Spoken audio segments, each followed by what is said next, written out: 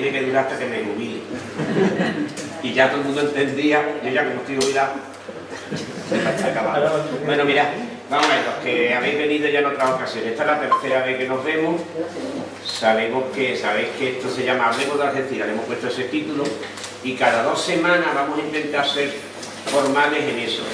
El otro día estuvimos hablando de que como esto era puente, y habrá gente que irá después y dice, oye, lo cambiamos, digo, no, vamos a dejarlo cada 2 semanas siempre, a no ser que ocurra algo, que me pasa algo mío, yo no pueda, o cualquier cosa, o tengamos una actividad de otro tipo el mismo viernes que no la podamos cambiar, pero mientras podamos vamos a mantenerlo de cada 2 semanas para que la gente coja el hilo, quien le interese. Una vez vienen uno, otra vez vienen otro, y como además lo que se habla un día no tiene nada que ver con el que se habla en el siguiente, un poco son como charlas por hablar de cosas de Algeciras. Os repito lo que decía el otro día, ya hay personas que me están diciendo, Roberto, yo tengo algo que me gustaría para el boletín, eso os comenté, para el boletín, cualquier cosa que tengáis, como nos vamos a ver, además esto es una manera de que también nos veamos de vez en cuando, y todo aquel que quiera traer algo, una pregunta, un comentario, sabéis que estamos abiertos lunes, martes y jueves, de 11 a 1, salvo que los que vienen les ocurra algo y no puedan, bueno, en fin, mantenemos, ya digo, esta parte de hacer cosas sobre Algeciras y charlar y demás,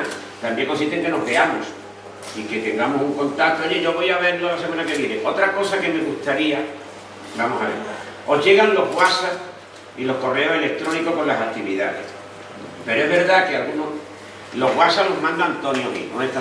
Está fuera. Antonio Gil, y los correos electrónicos los mando yo desde casa, con una lista que tengo aquí con todos los socios, con todos los correos. Hay gente que no tiene correo, por lo tanto no se les manda. Hay gente que a lo mejor se le manda y no les llega.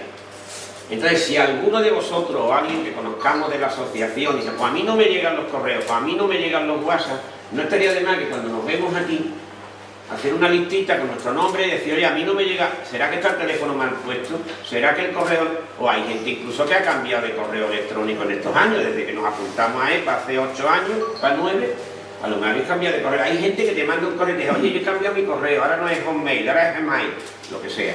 Pero mantenerlo, ya que nos vemos, por lo menos, si hay alguien que veáis que no le llegan las cosas, poder ver. Bueno, vamos a empezar hablando de unas cuantas cositas de Algeciras.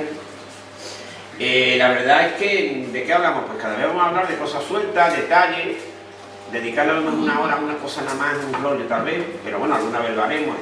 Y aprovechar un poco también las novedades, las cosas que surgen, las cosas interesantes. Os voy a contar una historia que yo hace una semana no tenía ni idea. O sea que esto es nuevo. El domingo pasado, ustedes ven Cuarto Milenio, yo no lo veo. Pero sabemos todos que existe el programa, sabemos quién es Iker Jiménez, o sea, todo eso se sabe, ¿no? Sabéis que en Cuarto Milenio, o como se llamara antes, porque ese programa lleva muchos años, han salido algunas historias de Algeciras. Una fue, yo lo voy a contar porque esa salió en la tele. Todo el mundo conoció a Pepe Rivera, al ginecólogo, y sabéis que el ginecólogo, un día paseando por allí por Punta Carnero, vio un monstruo, pero un monstruo con 2 piernas, como un yeti, una cosa así, corriendo por aquellos campos, pero eso él lo contó. Entonces, en el programa este de Iker Jiménez salió la historia, y salió un reportaje sobre un doctor algecireño, y salió la foto de Pepe Rivera, vamos, que no estaba escondida la cosa. Y contó cómo él iba a hacer fotos, tenía una cámara, se iba a ir a Punta Carnero, hacía fotos, como hacemos todos ahora. Y te veía que él lo persiguió, una historia muy curiosa.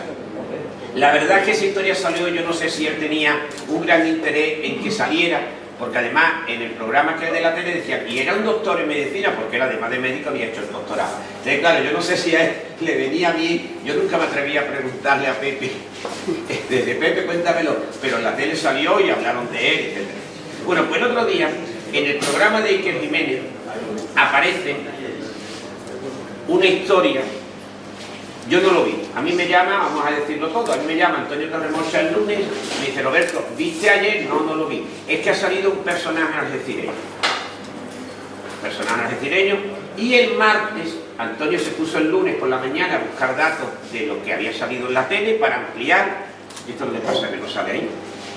Y entonces resulta que, vamos a poner aquí, vamos a ver, aquí hay algún problema hoy, ¿no? Antes no había problema, Antes ha salido, ¿verdad? A ver. Ahí pone que no hay señal.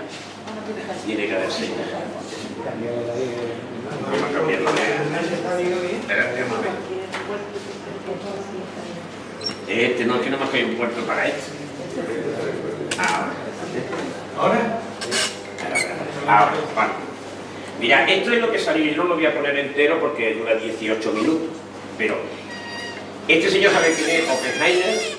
Sale en una película que está de moda el personaje, el padre, entre comillas, de la bomba atómica. Bueno, pues este hombre, el programa de Iker Jiménez sale aquí.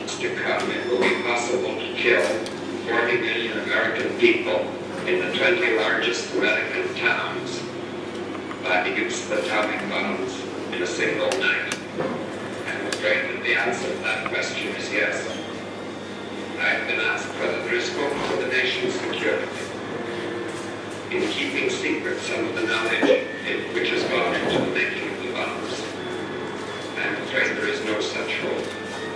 I think the only hope for our future safety must lie in a collaboration based on confidence and good faith with the other peoples in the world.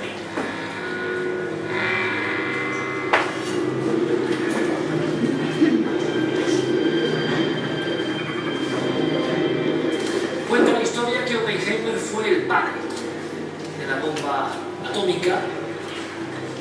Ahora muy en boga este asunto, con la célebre película, pero está ahí Einstein, está ahí Bohr, están ahí tantos investigadores que buscaban un poco casi trasladar la energía primigenia, la inicial, la fuente destructiva también, propia casi del astro rey. Bien, es un tema complejo porque los primeros que empiezan a indagar en las entrañas de la materia también se enfrentan a un misterio. Se dan cuenta de que nada es exactamente sólido, sino ese enigma de los átomos flotando en espacios vacíos e interactuando como energías que somos. Bien, pero no vengo aquí a hablarles de Oppenheimer, sino de lo que podría ser el Oppenheimer español. Entiendan, ustedes saben el cuarto milenio, desde hace unos años, prácticamente una década, investiga, indaga, rescata, desentierra las historias de españoles que fueron olvidados y que hicieron cosas muy singulares, únicas. Pablo Villarrubia ha ido tras la pista de un hombre que sí, podría llamarse el Oppenheimer español por la bomba que creó. Todos se asustaron y esa historia, a veces tan injusta, se encargó de borrar las pruebas, pero las hemos encontrado. De verdad, sorpréndanse.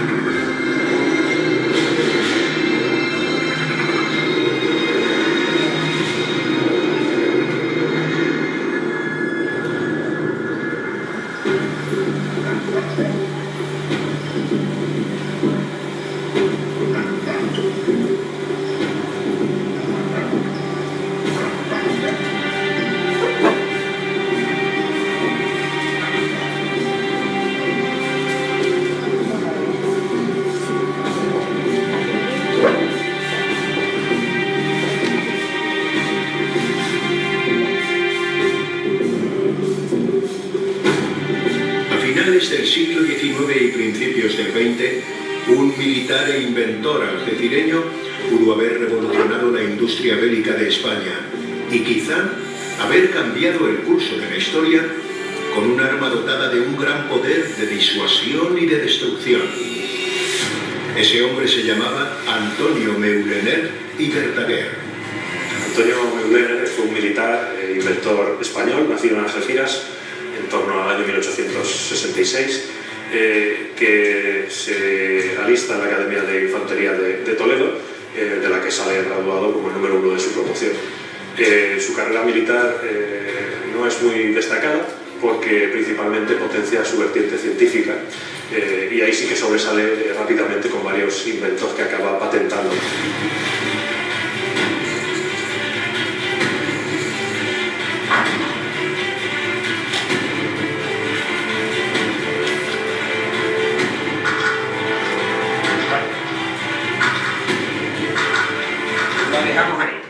dura 18 minutos. Metéis en la página de Cuarto Milenio y lo veis entero, que se puede ver gratis, y lo veis.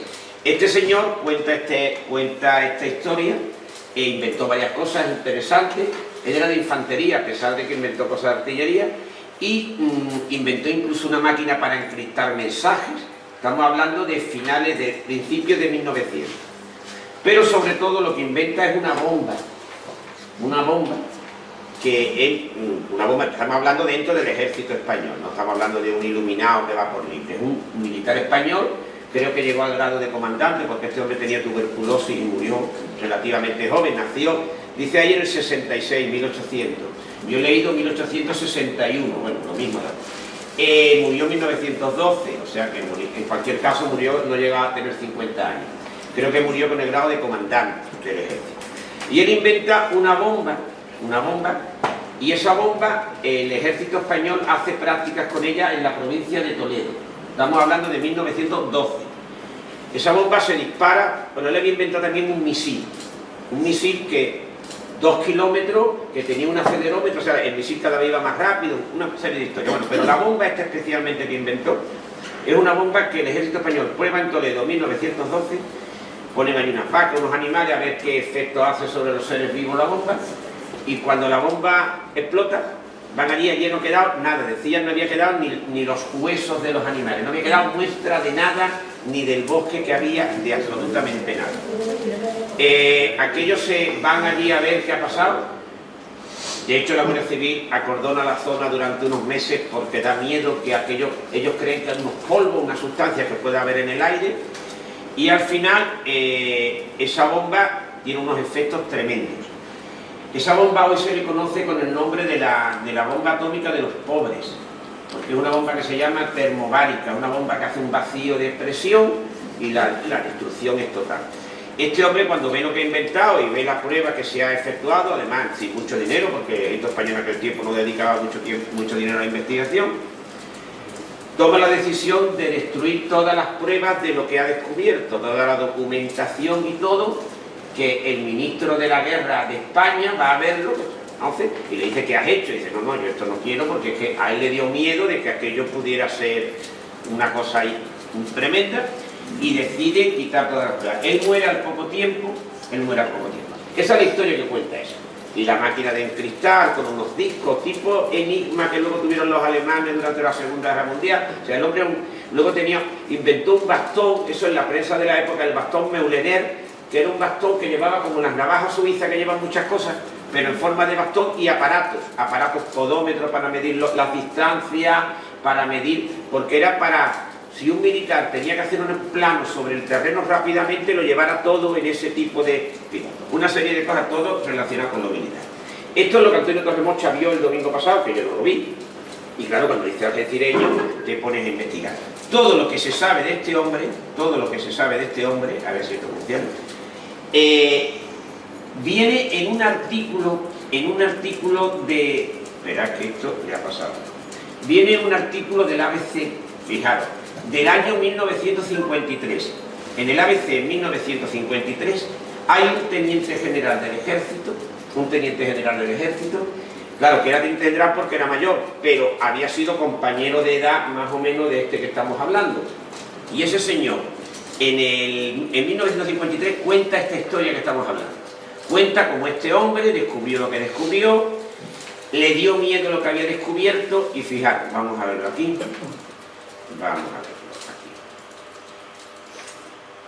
Fijaros, Meulener, aquí está. Este artículo del ABC de Sevilla del 19 de julio de 1953 cuenta la historia que estamos hablando. Claro, esto, año 53, a lo mejor no interesó al ejército, ¿lo ves? Su autor fue un comandante de infantería llamado Antonio Meulener y Verdeguer, natural de Algeciras, que al salir de la academia y va contando la historia, y al final cuenta aquí, la bomba que había inventado se llamaba el Tóspiro, ahí lo pone, Tóspiro, ¿lo ves aquí? Esta es la bomba. Y este militar, pasado el tiempo, este militar tenía aquí creo que casi 90 años, cuenta aquello que le pasó a él con su amigo Antonio en el año 1912. Dice, a la mañana siguiente el ministro se presentó en la alcoba y al enterarse de la ya realizada disposición del enfermo empezó a darse puñetazos en la rodilla y se levantó. De manera que adiós a nuestra supremacía internacional, adiós al recobro de Gibraltar, decía el ministro aquí. Pues claro, se pensaba que si esa bomba la hubiera tenido el ejército español en esa época, dicen que hubiera cambiado la historia de la humanidad, porque en la Primera Guerra Mundial ya lo hubieran tenido algunos países y decían que si en la Primera Guerra Mundial esa bomba se hubiera utilizado no hubiera existido la Segunda Guerra Mundial. Porque claro, la destrucción hubiera sido tan grande que ya se hubieran puesto, de hecho después de la bomba atómica no había más bombas mundiales. Ha habido guerras, pero guerras mundiales no, porque si se utiliza se acabó. Entonces decían eso, esa historia. Bueno, también en el Europa Sur, ya te digo, Antonio me dice a mí que ha visto esto, que ha investigado, y entonces él coge y hace un artículo que publica Europa Sur el martes. En ese artículo, lo que hace el señor de Remocha es leerse el artículo del periódico, ha visto el documental y viene prácticamente la hoja de servicio. Viene la fecha, vienen muchísimos datos de todo esto.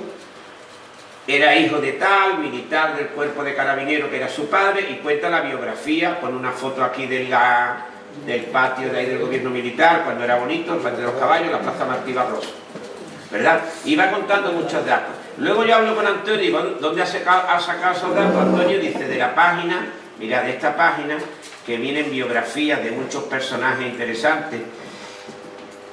Esta página, que es la Real Academia de la Historia, que es una página muy interesante, y vienen personajes de la historia, y ahí viene, pues toda la historia. Antonio Meulener Verdaguer, Algeciras, veis que aquí viene 1861. Y murió el 17 de agosto de 1912, y te cuenta la vida de este señor. Te habla de los inventos, ¿ves? El bastón de Meulener, que tenía un podómetro, un telémetro, un termómetro, un anteojo, una linterna, ¿veis? Que era como un bastón, pero que tenía de todo. Su vasto conocimiento científico, toda su carrera militar, donde estuvo muchas veces destinado a Algeciras, dice, al regimiento de Extremadura, del que pasó al de la Reina, ambos de guarnición en Algeciras, o sea que era un hombre que tuvo mucha relación con nuestra ciudad. Y luego en enero fue nombrado ayudante de campo del general José Gamir Maladén, que era marido de Emilia de Gamir, la de la calle, comandante general del campo de Gibraltar, que acompañó en 1892 a Palma de Mallorca y Vitoria, cuando lo mandaron allí a este hombre. Le va contando toda su vida militar. Y luego dice aquí, de vez en cuando le daban un tiempo para sus investigaciones y le quitaban los destinos militares. A veces se le concedió una comisión de servicio en 1912 reservada en Algeciras durante los meses de marzo y abril, que se le prorrogó durante los meses siguientes y que se vio interrumpido en su fallecimiento. Esos meses de 1912 es cuando prueba el armamento y demás. Las investigaciones realizadas durante los últimos años de su vida permanecen en el más absoluto de los secretos. Los únicos datos que se tienen sobre ella proceden de la pluma del general Bermúdez de Castro, el de la ABC, sin que haya podido ser contrastado. Parece ser que Meulener se hallaba trabajando desde 1905 en un revolucionario explosivo al que había dado el nombre de Tóspiro, con el que a través de una serie de explosiones sucesivas se alcanzaba una potencia muy superior a cualquier otro explosivo entonces en uso. En el verano del 12 se realizaron las primeras pruebas en Toledo, cuenta todo. Dice, la explosión de la granada había sido como un terremoto, de hecho se notó como un terremoto, y que de los rebaños cercanos no habían hallado ni sangre, ni pelos, ni huesos. Meulener falleció poco después, atribuyéndose su muerte, decían que a lo mejor haber respirado aquellos gases de la bomba y tal. Sobre esto no se pasó otra información, veis que el artículo, un rasgo español escrito del general Bermúdez de Castro en ABC el 19 de julio del año 53. Y según dicen, la pregunta es, ¿este hombre murió aquí o allí? Porque no viene el lugar de muerte. Él estuvo aquí mucho tiempo y aquí tenía un laboratorio, por lo visto, en Algeciras, lo que no se sabe dónde, bueno, no se sabía ni que existía, se va a saber dónde estaba el hombre. Sería cosa de buscar datos de parte de nacimiento, porque aquí nació hijo de un carabinero, incluso me decía otro de Antonio, sería curioso saber si está enterrado en el cementerio, este tipo de... Pero la verdad es que es un personaje tan desconocido, yo nunca había escuchado hablar de él, ni creo que nadie, ya digo, Antonio Torremocha, que ha hecho mucho trabajo sobre personajes, yo lo acabo de comentar con Juan Ignacio de Vicente, que está ahí, tampoco nos suena, ¿verdad? Mercedes, no nos suena de nada de que este señor existiera, y parece ser, hombre, es que inventó bombas, ya, pero luego tiró los papeles, quiero decir, que él se dio cuenta de lo que había hecho, y parecido a Nobel, ¿no? Que después tomó una decisión de decir, ¿cómo intento yo esto que he inventado, que no darle algún tipo de sentido humanitario? Bueno, pues ya digo que si lo habéis leído, esto salió en el periódico, lo podéis ver en internet, en el periódico El Martes, en Europa Sur, podéis ver lo de Cuarto Milenio, podéis buscar en el ABC, pero vamos, el ABC lo que cuenta más o menos lo que yo he comentado, y ya digo, el personaje que lo escribe, este señor Bermúdez de Castro, don Luis, es un personaje, vamos a ver, yo creo que lo puse aquí, este personaje, Bermúdez de Castro, lo busqué en Wikipedia, y veis, Luis Bermúdez de Castro, Madrid, 19 de octubre del 64, un poco más joven que el otro, por eso lo conocía mucho, 19 del 50, militar y político español, hermano de también general Cristino Bermúdez de Castro. Y cuenta aquí la vida, hombre, no creo yo que un teniente general, que tiene un prestigio enorme, cuando tiene 88 años se vaya a poner a contar tonterías de otro militar. Además estamos hablando, yo digo, si veis la hoja de servicio de este señor Antonio Meulener, es una hoja de servicio que no era si me entendéis, no era un loco que iba por la calle diciendo tonterías, era una persona militar, un científico, que en el ejército se le consideraba, y que cuando inventó este artefacto no era la primera cosa que inventaba, ¿vale? Bueno, pues ya sabemos algo que, ya digo, yo el lunes pasado no sabía nada, y ya te pones un poco a buscar, y digo, no es gran cosa porque no hay mucho más que lo que hay. Mirad, vamos a hablar de otra cosa. Debemos dedicarte un poquito de tiempo. Es interesante, parece, ¿no? Por lo menos. Sí. Es que además, hombre, si hubiera sido nada más inventar la bomba y ahí te queda, a lo mejor presumir de eso tampoco, ¿no? Pero si el hombre tomó la decisión de eliminar todo, de hecho esa bomba, a partir de esa idea, de esa invención suya, nos siguió, ¿eh? Si esa bomba existe ahora, que esa bomba es la que se dice muchas veces que se va a utilizar, claro, nadie se atreve a utilizar una bomba atómica en un conflicto actual. Rusia con el tema de Ucrania, pero este tipo de bombas son bombas que no son radiactivas, pero el daño que causan es espantoso. Entonces se habla de que esta bomba la tienen ahora los países porque el invento ha vuelto otra vez, y además se llaman termobáricas, termo es de temperatura y bárico es de presión. Causa un vacío, es una bomba que también tiene como la bomba atómica, que va por fases, una primera fase que activa la segunda, y al final crea un vacío, y en el núcleo de la explosión se llega a 1000 y pico grados, o sea que es una barbaridad, pero no es radiactiva. Yo digo que ese invento después volvió otra vez, y ahora todavía yo creo que no se ha utilizado nunca, pero existe y está ahí, y por eso los países puede ser que la utilicen. Bueno, pues este señor se sintió mal después de haberla inventado y después de ver los efectos que tenía. Vamos a hablar de otra cosa que yo algunas veces hemos hablado, y como muchas veces decís, bueno, pero las cosas se nos olvidan. Mirad, ustedes hemos hablado muchas veces de la figura de don José Román, ¿verdad? Y nosotros, nuestra asociación lleva tiempo, y lo contamos siempre en todos los sitios donde vamos, de que estamos intentando que algún día, si puede ser, la ninfa de la vendimia. ¿Sabéis lo que es la ninfa de la vendimia? La ninfa de la vendimia es esa figura que hay, vamos a ver, cuando ustedes la veáis, si ustedes van al Parque Smith, ¿verdad? Al Parque Smith, verán ustedes que está la ninfa de la vendimia, que yo siempre la tengo por aquí y nunca la encuentro. Aquí.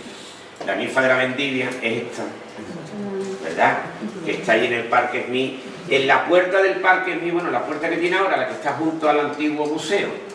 Y allí está esa figura que, no sé, yo creo que afortunadamente no pone que es una obra de arte, porque si lo pusiera a lo mejor ya alguien había metido la pata y había tirado algo, lo había hecho.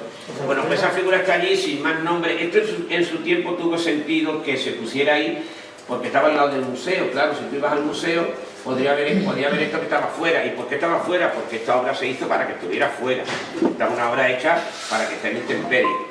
Es una obra que estaba en un pueblo de Toledo, en Urda, donde tenía relaciones familiares José Román, y luego en el año 1990 esta obra y el Cristo que está en la iglesia de San García, la familia de José Román las donó a la ciudad de Algeciras.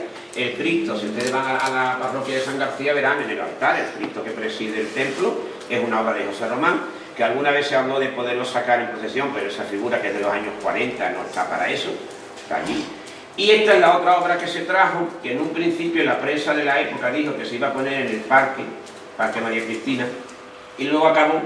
Claro, en el año 95 es cuando se inaugura el museo, allí donde está el museo en el Parque Smith, y alguien pensó, con buen criterio, probablemente, ponerla no dentro, porque esta es una obra de exterior, fuera. La verdad es que no pusieron en ningún sitio que era José Román, ni cuándo se hizo, ni cómo se llama la ninfa de la vendimia, y allí está.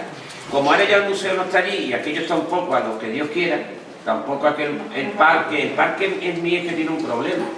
El Parque Smith no se hizo un parque para que la gente que viviera allí fuese al parque, y aquí hay gente de la Villa Vieja, ¿verdad, Mati? El parque se hizo porque ya estaba. El parque eran los jardines de Villamil, el ayuntamiento, y aquí tenemos a don Emilio Lledó, que fue el artífice de que ese parque quedara como patrimonio de la ciudad de Algeciras. Hay un momento en que los Smith venden la finca, esa finca lo compra una empresa, esa empresa quiere edificar, y cuando el ayuntamiento se da cuenta de que puede perder la casa, bueno, la casa era una casa interesante, curiosa y tal, pero los jardines eran espectaculares y en esa zona. Aquello tenía, el camino era hacer bloques de piso. Entonces el ayuntamiento, y aquí está Emilio, que nos ha dado muchos datos, no solamente particularmente, Emilio ha contado esto en las clases de cole, ¿verdad? Él cuenta la historia de que el ayuntamiento de Algeciras se dispone a comprar la finca y lo que queda de la finca, porque la finca se ha vendido ya aparte para hacer bloques. Entonces tienen que echar mano del Instituto Nacional de Urbanismo, no era INUR. El INUR era el Instituto Nacional de Urbanismo, donde se dan, y luego te buscas el dinero en el gobierno para que te preste dinero para que el Ayuntamiento de Algeciras compre el Parque Smith. El ayuntamiento le dicen que sí, se ponen manos a la obra, ¿verdad, Emilio? Y cuando hay un cambio de gobierno, estamos hablando de la época de Franco, hay un cambio de gobierno y el gobierno siguiente que llega le dice al Ayuntamiento de Algeciras que no hay dinero. Y entonces los 30 y muchos millones que cuesta recuperar el Parque Smith se lo tiene que buscar el Ayuntamiento de Algeciras como por gestiones y por tal, y al final el Ayuntamiento logra quedarse con el parque. ¿Qué ocurre? Que hay unas partes del parque vendidas ya para edificios.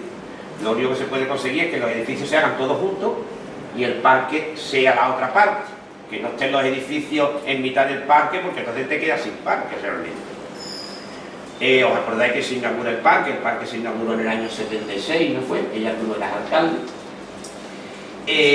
Pero cuando el parque se inaugura, ¡ay, qué bien! Hemos descubierto un parque nuevo, era un jardín botánico, pero claro, al poco se hacen edificios.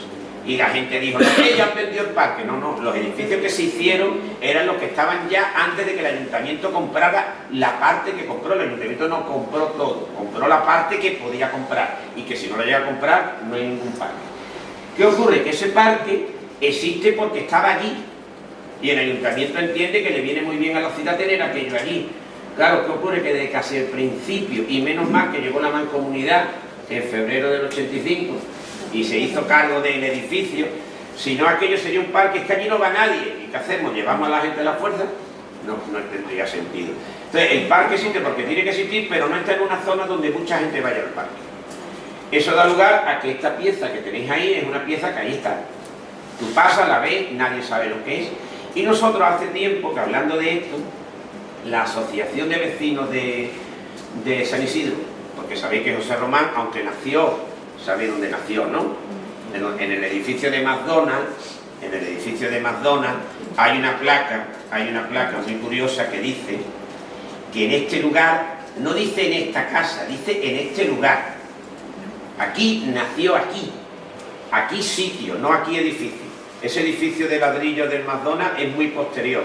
José Román nació, veis ahí, el 23 de septiembre de 1871, y ese edificio donde estaba la tintorería Amaya, es lo que había ahí, ¿verdad? Eso es de los años 1920 aproximadamente, con lo cual aquí nació José Román, el excelentísimo ayuntamiento, en homenaje al artista que honró la ciudad, que pone 15 de agosto, el Día de la Palma, del año 1952. Pensad que ahí tiene, José Román va a cumplir 81 años de hace 70 años, no de los de ahora. José Román entiende que ya le queda una vida más o menos corta, entiende que él ya no es decir, él vive en Madrid, que ya no es decir a él, le quedan pocos amigos, porque sus amigos, él siempre tuvo amigos mayores que él y ya han ido falleciendo, Y entonces él piensa que le vendría muy bien poner una placa en el sitio donde él nació. Y la respuesta, ¿y por qué? Él dice, es que si no, vaya a ser que me muera, no me la ponga. Entonces la había ido haciendo. Esa placa, además de ser una referencia a él, está hecha por él. O sea, esa placa metálica donde sale su perfil y ese escudo de Algeciras en la parte inferior, están hechas por él. Es más, él dirigió la colocación de la placa. Nuestro amigo Santiago Fernández, del que hablamos muchas veces aquí, que en aquel tiempo estaba empezando a trabajar en el ayuntamiento y era un chaval joven, siempre contó, dice, siempre me pusieron, dijeron, lo que diga don José Román, tú le echas cuenta. Entonces él se acordaba y nos ha contado siempre cómo fue la inauguración de la placa, porque ya digo, a pesar de que nació ahí, él siempre se consideró que era de San Isidro. Él le llamaba San Isidro mi barrio, el barrio alto. De hecho, él tiene una calle, José Román tiene la calle José Román, que va desde la esquina de la Siglo y sale ahí a la calle General Castaño, que esa calle se llamaba la calle de Jesús, o la calle Jesús. Luego la gente, en nuestra manera de entender las calles, le siguió llamando el Callejón de Jesús a un trocito, ¿verdad?, desde la calle Monterero a General Castaño, que tiene su jardincito y su arquito, y a la otra parte le llama José Román. Realmente se llamaba calle Jesús toda la calle y se llama calle José Román toda la calle. José Román, esa calle se la pusieron en 1913, o sea que José Román era un hombre, tenía 52 años, 42 años tenía cuando le pusieron la calle. Además le hicieron hijo predilecto, le hicieron todo. Él siempre hizo la broma de que dice, fíjate si será importante en mi pueblo que le han quitado una calle a Dios y me la han puesto allí. Era la calle Jesús. Vaya, sí, él siempre tenía. José Román era un personaje. Bueno, pues a lo que va. Esta es la placa de la placa que está en el parque, y que nosotros llevamos tiempo, ya digo, la Asociación de Vecinos de San Isidro, a través de Manolo Campuzano, también otro amigo, otros compañeros de la asociación, estuvieron hablando de por qué no ponían esta placa y se llevaba al barrio de José Román, porque el barrio de San Isidro es el barrio de José Román. También en la calle José Román hay una casa que se está cayendo, ¿no?, que es donde nació Ramón Pujol Román, que era el sobrino de José Román.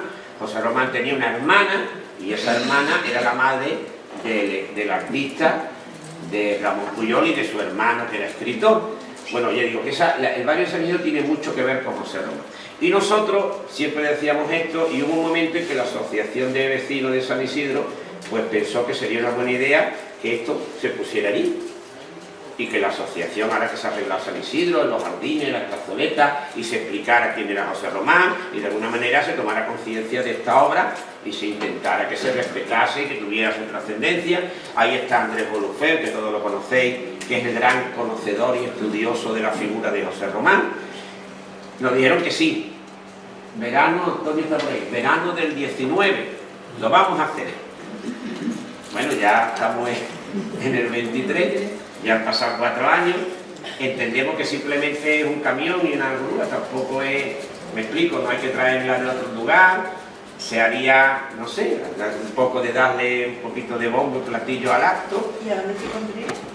Estuvieron hablando del ayuntamiento, ya no nos metimos nosotros, el ayuntamiento y la asociación de vecinos, elegir un lugar, se habló de elegir la plazoleta, allí en los jardines, o sea, eso ya es una árabe, es un edificio, aquello es yo no sé qué le pasa a esto, que de vez en cuando se va.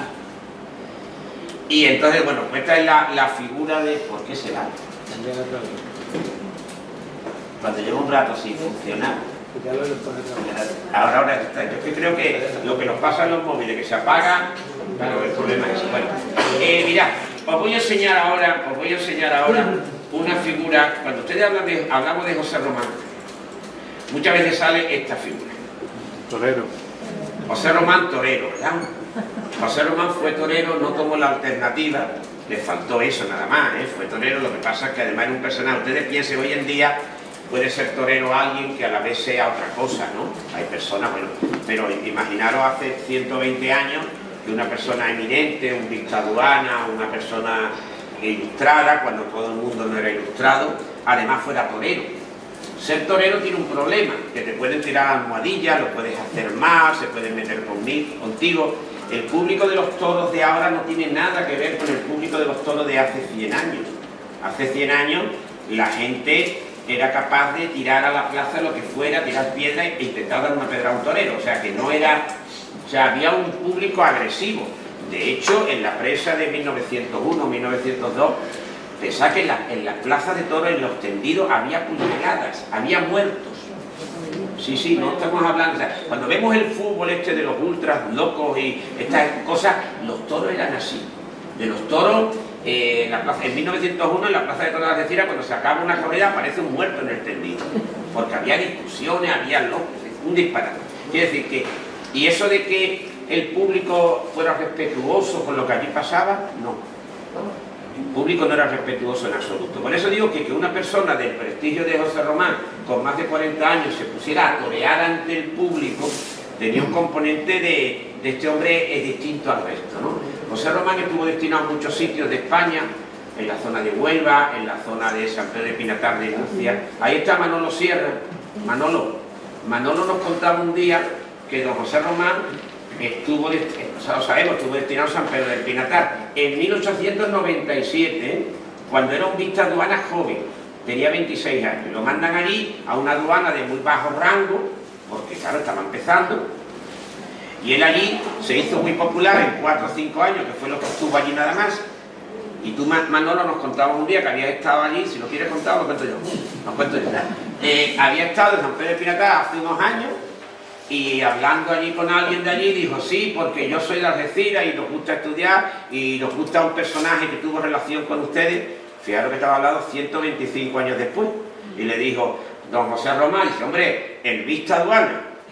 Y como ustedes saben que tuvieron aquí un vistaduana de Algeciras durante 5 años nada más, hace 125 años, y allí en el museo y en el archivo que tenemos ahí pendiente, a ver si nos entramos en contacto, porque allí todavía le guardan respeto. Es más, al hijo,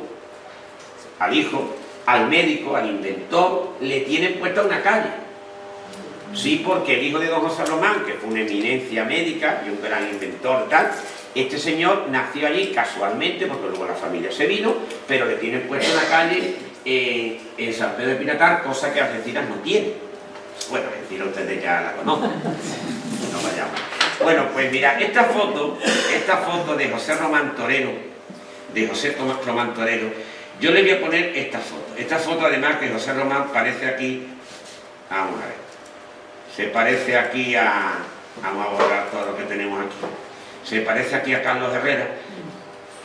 Ahí tienen ustedes a José Román. Estamos hablando de 41 años, 42, aquí lo tenéis, ¿verdad? Este es José Román, y este es un señor que ahora vamos a hablar de él, don José Vecino. Esta foto me la trajeron a mí la familia de don José Vecino. ¿Por qué? Porque este señor era amigo de don José Román. Este hombre trabajaba en los barcos de Gibraltar, y este hombre lamentablemente murió muy pocos años después. ¿Y qué tienen que ver? ¿Por qué están estos señores aquí vestidos de torero? Esto es un festival, ¿veis que no están vestidos de corto, no están vestidos de torero? Los banderilleros y eso sí, pero ellos no. Esta foto, les voy a enseñar esta foto. Esto es de un periódico, se ve, ¿no? Decidme si se ve, porque eso lo estamos haciendo él. 4 de julio de 1912. Esto es una revista nacional, Nuevo Mundo, fiestas benéficas, novillada en Algeciras y Valladolid. Pero curiosamente, las dos fotos que aparecen, aquí tenéis, y veis aquí que en la presidencia es como un canasto de flores, ¿no? Y este es el canasto, donde las bellas señoritas que se decía en la época, que eran la hija del gobernador, en fin, una serie de señoritas, presidían esta corrida benéfica. Dice, el aficionado señor Román, brindando a las presidentas de la novillada la muerte de su toro. El 23 del pasado era junio de 1912, celebróse en Algeciras una novillada benéfica con objeto de recoger fondos para socorrer a los damnificados por el incendio del Teatro Variedades de dicha población. Organizada por lo más florido de la sociedad y presidida por bellísimas señoritas, fue una fiesta agradable y hermosa. El palco presidencial estaba adornado artísticamente, figurando una bonita corbeille de flores, que será este tipo de canasto, de mimbre o de lo que sea. Esto sería toda la presa. O sea que se ha incendiado el Teatro Variedades y se hace una corrida benéfica para ayudar a quién.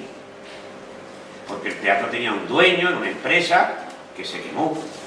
Se va a intentar ayudar a todos los feriantes las ferias se ponían, donde el Teatro de Variedades, estamos hablando del edificio de los sindicatos al lado del parque. Y ahí era donde se colocaba la feria en aquel tiempo. La feria de Algeciras acababa y los feriantes, ¿a dónde iban a ir? Pues a otra feria, y mientras se iban o no se iban, mantenían allí sus puestos y abrirían de aquella manera y venderían lo que pudieran. Una noche, pasados unos días de la feria, este teatro, que era de madera y que todo el mundo ha visto en las fotos, teatro muy bonito, un teatro que como muchas otras cosas tenía un origen un poquito ilegal. Veis ahí que está el parque, estamos en la esquina como mirando desde la parada de taxi del McDonald's, y esa es la esquina. Esta fachada que veis es la fachada que da el edificio de los sindicatos a Blas Infante, donde está el kiosco. ¿Veis el kiosco este que está aquí? A la derecha, pues más o menos está donde está el kiosco de abajo. El kiosco donde vendían antes los periódicos, que ya no venden periódicos. Y aquí estaría la puertecita del parque. Bueno, pues este edificio que está ahí tenía un origen raro. Mira esta foto es muy bonita. Esta foto es la esquina de teatro, esta es la esquina del teatro, este es el parque y había como un callejón ahí, paralelo, donde está ahora todo la tanda de edificios que de la policía, de todo eso que hay ahí, sería esta calle que veis. Bueno, pues resulta que el Teatro Variedades es un teatro de verano que se instala en la feria en 1891 como una cosa eventual para una feria. Lo traen unos empresarios de Algeciras, lo montan y ven que da muy buenos resultados. Y dice, oye, ¿por qué no lo dejamos permanentemente? Pero claro, si lo vamos a dejar permanentemente no puede estar donde lo habían colocado, allí en mitad de la feria. Vamos a ponerlo en un sitio más apartadito. Y aprovechan una zona del parque, porque eso era parque, para instalar el teatro junto al parque. Aquí ven ustedes, este es un plano de la época. Mira, este es el parque, el plano del parque de 1909, y ven ustedes que un trozo, un jardín del parque se ha sustituido por el teatro. ¿Veis que pone aquí teatro? Es evidente que esto es una ilegalidad un poco, quitarle un trozo al parque para montar un teatro tú. Dice que el teatro es mío, ya por eso usted no puede utilizar el parque. Dice que yo soy el alcalde. Ah, bueno, entonces ya estamos hablando de otra cosa. Sí, era el alcalde, era un político de la época, señor Duarte. Bueno, esto una vez se lo contamos cuando pusimos la foto del parque allí en la esquina, le contamos lo del teatro. La verdad que el teatro era muy bonito, era un teatro como tal. Empezó siendo un teatro para funciones de feria, luego se convirtió en un teatro de verano, se utilizaba también durante el carnaval, se hacían fiestas. Cuando la conferencia de Algeciras hubo un baile de honor que se hizo ahí. En la feria para el carnaval se montaban espectáculos ahí dentro, y ya digo, aquello que empezó siendo una cosa de feria. ¿Qué ocurrió? Ocurrió como muchos teatros de la época, cuando se inventa el cinematógrafo. El cine se inventa, el cine hay que proyectarlo. ¿Dónde? En teatros que antes no eran cine, eran teatros. Claro, el problema de los teatros estos es que eran de madera y con sillas y demás, que tendrían material que se incendiaba y podía ser hasta peligroso. Es curioso, pero en aquellos tiempos en estos lugares no se podía fumar, ¿eh? Eso de prohibido fumar ya existía porque eran peligrosos. Pero claro, lo que no se pensó era que las películas podían arder. El celuloide, de lo que estaban hechas las películas al principio, eran muy inflamables. O sea, nosotros hemos visto celuloide después, cuando eran muchachos, niños, las películas, pero no era el mismo celuloide del principio. El celuloide inicial era muy inflamable. Entonces, ¿qué ocurre? Que había que tener mucho cuidado de que podían salir ardiendo las películas. Y claro, en los lugares donde se proyectaban películas solía haber más de un rollo de películas, que fue lo que pasó en Algeciras. Salió ardiendo y se quemó. ¿Qué ocurría? Que si tú te piensas en un teatro con una sola puerta, la puerta está a la entrada y la pantalla está al fondo, ¿no? Por lo tanto, la sala de proyección estaba encima de las puertas. Lógico. Entonces, si se quemaba la sala de proyección, no podía salir nadie del teatro. Eso había pasado en aquella época, el incendio de Villarreal, Castellón. Hubo un incendio de un teatro de ese mismo tipo y murió un montón de gente. Si ustedes buscan en internet y ponen incendio Teatro Villarreal, en la época fue incendio Teatro Villarreal. En aquella época aquello supuso, bueno, a nivel nacional, la catástrofe del cine en la luz de 97 años después. Fijaros que esto es 1909. Y todavía en Villarreal se acuerdan de aquel incendio.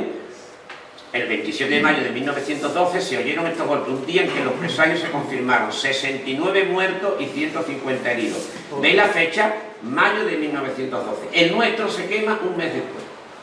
Claro, en la prensa nacional empezaron a decir otra como la de Villarreal, porque estaba muy reciente y había sido, mirad, la prensa de la época, incendio. Un teatro de verano en el que se daban funciones de cinematógrafo ha sido pacto de las llamas al terminar la última sesión. Las personas que milagrosamente pudieron salvarse, pues el local hallábase dispuesto en iguales condiciones al que tantas víctimas ha causado en Villarreal. Claro, porque lo de Villarreal hacía ni un mes siquiera, ¿no? Ni un mes. Fijaros que era el 27 y aquí estamos hablando de 13 de junio. La feria había acabado 2 días antes. Y claro, ya no es que se quemara el teatro, gracias a Dios nadie murió, ni hubo grandes problemas de heridos, pero a todos los que tenían los cacharros, los feriantes de la época, se les fue todo, ¿no? Entonces la ciudad de Algeciras, recién pasado esto, hace un acto de solidaridad, de recogida, hacen rifas, imaginaros. Y una de las cosas que van a hacer es este festival taurino. Don José Román estaba en aquel tiempo destinado a Algeciras, y dijo don José Román, bueno, vamos a organizarlo.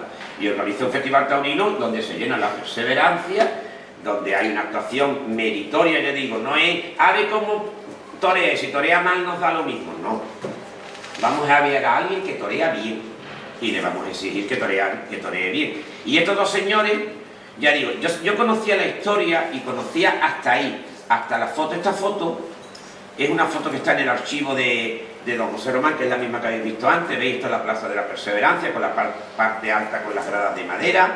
Aquí tenéis a José Román brindando, a las señoritas. Digo, esto es una foto de verdad que está enmarcada y que está en el legado de José Román. Pero me trajeron a mí, la familia de don José Vecino, estas otras fotos. Esta foto sí que es curiosa.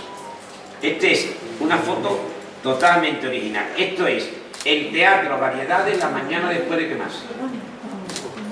Este es el incendio. ¿Quién hace la foto? La foto la hace el señor don José Vecino, el que toreó con José Román. Porque este hombre trabajaba en los barcos de Gibraltar y tenía cámara fotográfica. Cosa que no todo el mundo de la época podía disponer, una cámara fotográfica. Y él hace esta foto. Hace esta foto y luego, ya digo, como era gente que tenía su capacidad económica. La Correspondencia de España, Algeciras, 16 de junio. Nuestra corporación municipal ha acordado por unanimidad encabezar con 1000 pesetas una suscripción iniciada para recaudar fondos con destino a aliviar en lo posible la triste situación en que se hallan los feriantes que tenían sus casetas adosadas al teatro incendiado, de los que no pudieron salvar nada. En la misma sesión se presentó una solicitud de 2 vecinos pidiendo un terreno próximo al lugar del siniestro para construir un teatro de hierro y ladrillo y con todos los adelantos modernos. Claro, ya se planteaba, si vamos a poner cine, más vale que no sea de madera. Ese teatro se hizo, también fue, ese teatro estaba donde estaba en Variedades, un poquito más para allá, más o menos donde los de los pasaportes de la policía, por ahí. Era un teatro de aspecto más sólido, pero que tenía unos techos de una especie de chapa, que cuando llovía dentro del cine o del teatro no había quien aguantara y la gente le llamaban Villalatas. Villalatas. El nombre no era Villalata, era mucho más pomposo, Salón Imperial. Hay fotos de la época donde se ve el Salón Imperial, ya digo, estaría en esa banda de edificios, pues pero, más o menos sí. Pero en aquel entonces, en el plano que tú has puesto, eran partes que había. Claro. O sea, que así es como fueron cogiendo... Claro, y luego esos parteros son los que se convirtieron en la tanda de edificios. Eso que estamos hablando, Nuria, es lo que se ha convertido luego en los edificios de Fuerzas Armadas. Pero que no utilizaron el parterre que ya estaba... No. Sino... Ese parterre dio muchos problemas. Después hay un artículo de Pérez Arroyete diciendo que qué va a pasar con eso, porque eso al final, lo del Teatro Variedades se quedó ahí baldío. No se puso ni jardín, ni se edificó nada, y estaba ahí... Que causó muchos problemas y la prensa local se metió. Lo que dice, claro, pero es que ese parterre, vamos a ver, el parque se había creado en 1833, eso era un terreno de Agustín Bálsamo, del padre de Agustín Bálsamo. Entonces, cuando los militares, a mediados del siglo XIX, 1800, es cuando se ponen de moda los grandes parques y jardines, sobre todo en Francia. Sabéis que los parques ingleses son más que parece un bosque, pero los parques jardines... Entonces, lo que se intenta es, como la entrada por Capitán Montañón es el camino que viene de San Roque, de Gibraltar, ya en tiempo de los musulmanes se habla de la puerta de Gibraltar, pues es la carretera que entraba. El ayuntamiento y el gobernador militar, el comandante general, se plantean construir una entrada bonita a la ciudad, todas las ciudades por ejemplo, una entrada más o menos vistosa. Entonces se expropia un trozo a la familia de Agustín Bálsamo. La familia de Agustín Bálsamo había comprado el Cortejo del Calvario hacía poco antes, el padre de Agustín Bálsamo, y nada más que pujó él en una puja pública, en fin. El caso es que le quitan ese trozo para hacer un parque, cuentan que nunca le pagaron lo que le tenían que pagar, tampoco le iban a pagar mucho. Entonces se crea un parque público, pero con capital privado. O sea, el parque se crea, ahí tienen ustedes el terreno, los ingenieros militares diseñan el parque tiene agua subterránea como tantos otros lugares de Algeciras, con los cuales se hacen pozos, y entonces las personas pudientes y con cierto prestigio social de la ciudad se hacen cargo de trocitos del parque, de los parterres, con varias condiciones. Primero, embellecerlos, a tenerlos bonitos. Segundo, no edificar en ellos nada, absolutamente nada, pero ni un kiosco, nada. Y mantenerlos en condiciones y no cultivar cosas de comer, no convertirlo en huerto, porque al final acabamos poniendo patatas y habichuelas y no cosas. Era un parque ornamental, pero con dinero. O sea, la gente pagó y tenía una propiedad, pero una propiedad con unas condiciones tremendas. Va pasando el tiempo y ya la gente, lo que empezó siendo una casetita para las herramientas, ya se convierte en no sé qué, y al final hay un momento que se empiezan a hacer, incluso hay un bar en la esquina que le hemos quitado al parque para las murallas, esa esquina que había ahí, eso se convierte en un bar. Hay otro sitio que se convierte en no sé qué, y se va convirtiendo. De hecho, hay un momento en que el ayuntamiento tiene que quitarle la propiedad a todo el mundo, ya no, el parque es del ayuntamiento. Porque se llegó a hacer un teatro. O sea, el parque se va perdiendo. Hay un artículo en 1901, escribe don Emilio Santacana diciendo, bueno, y ese parque lo da por perdido ya, ¿eh? O sea, hasta 1913 todavía había pleito a cuenta de las parcelas del parque, porque aquello se salió de madre y se convirtió en un disparate. Y entonces hubo que hacer un parque nuevo, que ya luego en el año 29, 1930, cuando se hace la Plaza Alta como la conocemos hoy más o menos, es cuando el parque se hace de nuevo y se le ponen los parterres, se le ponen los bancos del centro, pero durante el siglo XIX cada uno tenía su trocito, la gente, el agua, también había épocas de sequía, igual que ahora, y había condiciones, no se podía gastar el agua para qué cosa, había que procurar sembrar cosas que no consumen. Y ya digo, luego el parque estaba abierto, con lo cual abierto también daba problemas algunas veces, etc. Bueno, pues se proyectó otro teatro que fue el Villalata. Ya digo, estas fotos se conocían. Cuando nos traen esta foto, mirad, esto ya hemos visto el parque recién incendiado, esta es en el patio de Cuadrilla antes de salir a aquella corrida benéfica, aquel festival, que aquí tenemos como siempre a don José Román. Esto es toreando este señor, que no es José Román, es el otro, don José Vecino. Y yo me acuerdo cuando me trajeron la foto que se ve mejor, ya digo que son fotos de cámara de aquella familia, pero fijaros, no habían pasado 2 años, 1914, cuando el Cronista, que era una publicación de don Juan Pérez Arriete, de aquí de Algeciras, el 21 de marzo hace una necrológica de don José Vecino, y tan honda ha sido la impresión que hemos sufrido con el fallecimiento de nuestro amigo queridísimo don José Vecino, ocurrido en la mañana del 17 de los Corrientes, que hasta la pluma se revela registrar en la crónica de la vida local noticias de tal manera infausta. En aquellos tiempos se escribía con mucho... no se contaban, no se daban datos de cuándo nació, qué estudió, dónde vivía, pero sí se habla, eso como de cuando se habla de don Ventura Morón, era muy bueno, pero ¿dónde estudió medicina? Por Dios, sí, es verdad, ¿dónde nació? ¿Cuándo nació?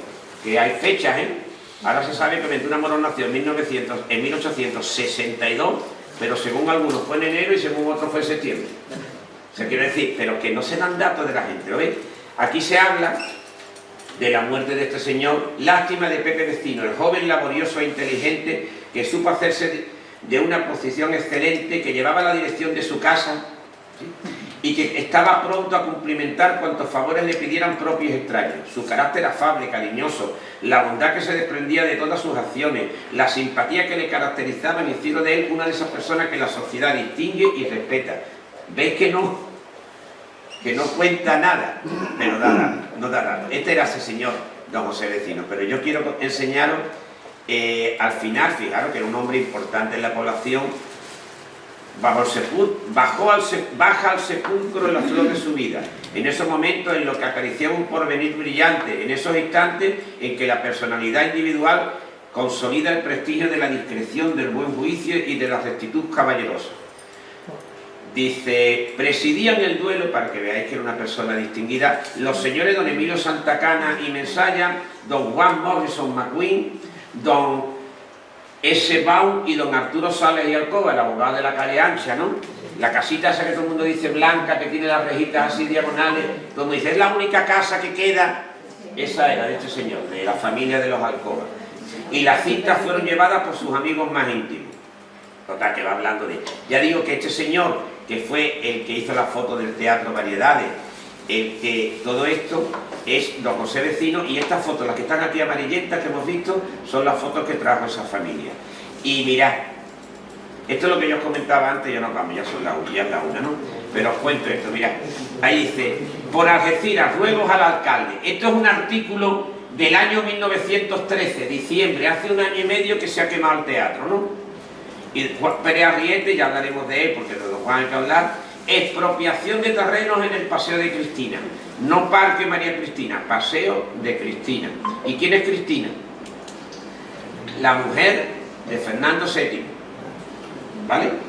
Cuando muere Fernando VII, la madre de Isabel II. Es que pensad que cuando se hace el parque, el Paseo de Cristina en 1833, la reina de España se ha muerto el marido, Fernando VII, Isabel II es una niña pequeña, y entonces ella es la reina que actúa en nombre de su hija. De ahí viene el nombre de Cristina.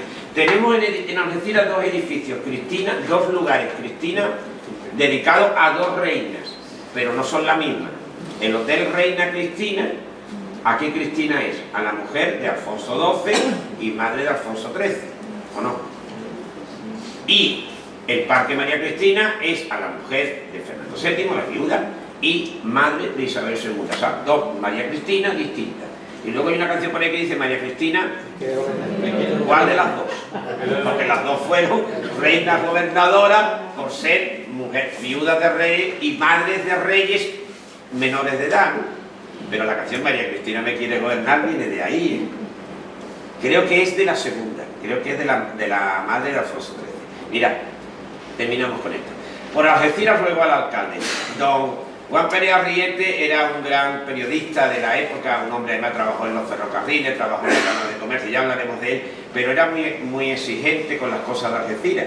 Y entonces, un año y medio después de quemarse el Teatro Variedad, dice, encabezamos nuestro escrito con un ruego a nuestro alcalde, un ruego en el que ponemos todo nuestro respeto, pero en el que queremos hallar también el eco y apoyo que merece cuanto tiende a la defensa de Algeciras. Esta petición no es otra que la de tributar justicia a la prensa, escuchando con interés sus demandas, asistiendo a sus debates y acogiendo sus quejas siempre que, al igual que de las expuestas de estas columnas, tengan por base la razón y por emblema la verdad. O sea, si decimos cosas que son razonables y son de verdad, hay que usarle cuenta. Porque la prensa en aquel tiempo tenía ese papel de exigencia. En semejante confianza esperamos en que, con suerte contraria a la de tantos otros ruegos, no caerán en el vacío, porque creemos que es hora ya de oír los clamores públicos reflejados en los semanarios locales. Exponemos de lleno a nuestra autoridad administrativa la necesidad que desde tiempo existe de velar por el ornato, de cuidar los servicios municipales y de enmendar los entuertos y errores que tan en evidencia han puesto el decoro de la ciudad. Contamos con un Paseo de Cristina que se presta a formar de él un pequeño paraíso. La incuria, las economías y la negligencia lo han tenido en un abandono deplorable. El incendio del Teatro de Variedades, año y medio antes, devolvió al paseo un espacio que jamás debió haberse ocupado, puesto que solo sirvió para restarle luz y belleza. Mas, dejando a un lado la equivocación de nuestros pasados regidores, entendemos de orden práctica y plausible sería ultimar el expediente de expropiación del mencionado terreno así como la de aquellos otros que, ocupados por antiestéticos jardines, empobrecen el conjunto armónico de nuestra simpática Alameda. La feria, nuestra famosa feria, se acerca, la feria de 1914. Es digno ni prestigioso que frente a la escalinata principal de acceso a ella existan unos terrenos sucios y desmantelados. Aún hay tiempo y por ello pedimos a la alcaldía que con entereza, sin consideraciones particulares, que en este caso no merece nadie, por ser el pueblo el único a quien hay que beneficiar, despliegue la mayor actividad a fin de hermosear un sitio de tanto lucimiento, bien instalando artísticos jardines o bien acogiendo el proyecto de hacer una meseta con monumental fuente digna del sitio y digna del vecino. Cierto es que los pueblos deben atender antes que nada sus primeras necesidades, pero la ciudad de las conferencias está señalada como estación privilegiada y el ornato, belleza de las ciudades y atracción indiscutible se impone como cuestión vital. Por tanto, bueno, administrando y dirigiendo con la buena fe que estamos, o sea, lo que le pido al ayuntamiento, que eso que estaba en un plan y después del incendio, por lo visto se dejó abandonado, como ustedes se podrán suponer, no le echaron cuenta a don Juan Pérez Arrieta. O sea, eso que proponía, con justificada razón y con... que sí, que de acuerdo, pero que no. Ya digo, muchos años después seguía con los problemas del parque. Bueno, una hora justa. Dentro de 2 semanas, Dios mediante, volvemos a ver.